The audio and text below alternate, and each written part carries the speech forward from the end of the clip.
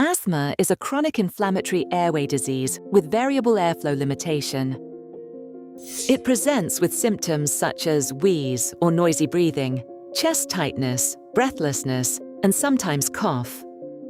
These symptoms change in intensity and can vary day to day or by location, making asthma one of the most common chronic diseases in primary care, especially among children. It is essential that patients receive the right care, so a diagnosis should be reached as soon as the clinical and testing evidence allows, as accurately and objectively as possible. There is no single test that confirms asthma. Instead, you build a diagnostic picture over time, much like assembling a jigsaw puzzle. With each appointment, you collect pieces of evidence, the patient's presentation, history, physical examination, and objective tests. Step 1. Gather a comprehensive history, including personal, family, and occupational factors. Begin by asking the patient, "What brings you in today? Do the symptoms happen every day, or come and go?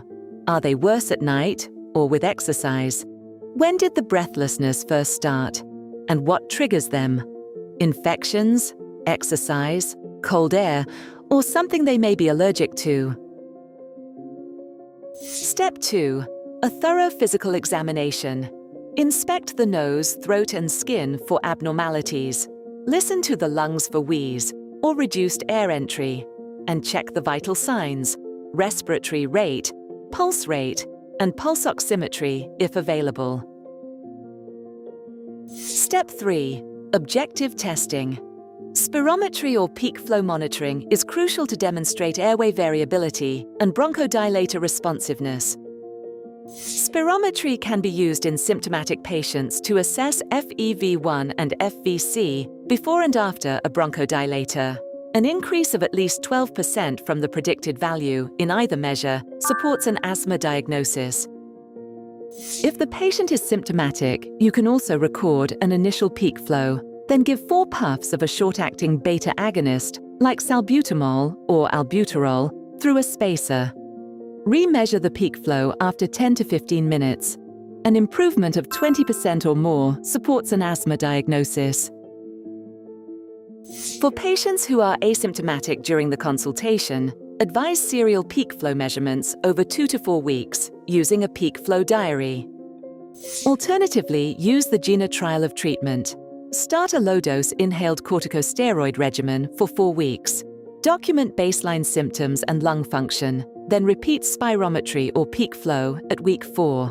An improvement of more than 12% and 200 milliliters in FEV1, or at least 20% in mean peak flow, confirms variable airflow limitation and supports an asthma diagnosis. Step 4. Consider alternative diagnoses and stay alert for clues that the picture may not fit asthma. Red flags include an isolated productive cough, especially with hemoptysis, weight loss, or systemic symptoms, and examination findings that point elsewhere, such as heart failure or lung cancer. Remember, diagnosing asthma is a process of building a picture over time. The jigsaw approach means you may need several appointments to capture the variability of symptoms and test results.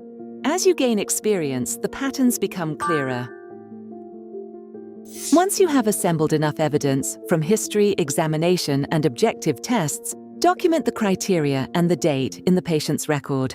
Then start guideline-based treatment, such as an inhaler, and schedule structured follow-ups to reassess control or revisit the diagnosis if needed.